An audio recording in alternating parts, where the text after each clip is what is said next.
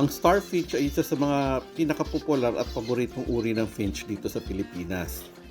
Normally, ang itsura niya ay may pulang muka, tuka at medyo greenish o olive green ang katawan na may pagkadilaw sa ilalim.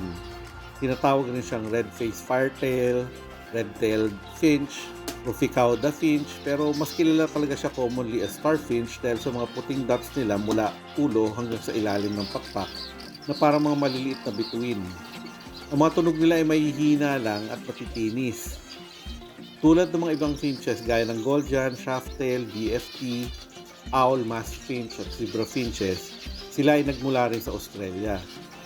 Pero kagaya ng Goldjan, medyo nababagay talaga sila dito sa Pilipinas dahil sa mainit na climate at hindi maginaw. Pero kung ikukumpara sa mga Goldjan, masasabi kong mas matibay at hindi gaano sakitin ang mga starfinches. Sa captivity, sinasabi pa nga umaabot ang buhay nila hanggang 10 years. Sila ay mga seed eater kaya ang main diet talaga nila ay yung mga pangkaraniwan na mixed seeds, gaya ng millet, panicum at kahit mga sprouted seeds. Siyempre dapat pa rin silang bigyan ng egg food, cattle bone, grit, gulay gaya ng carrots, pechay, at live food paminsan-minsan. Mababait at saka peaceful ang mga starfinches kaya pwede sila ilagay sa aviary kahalo ng mga ibang mga mababait rin na ibon.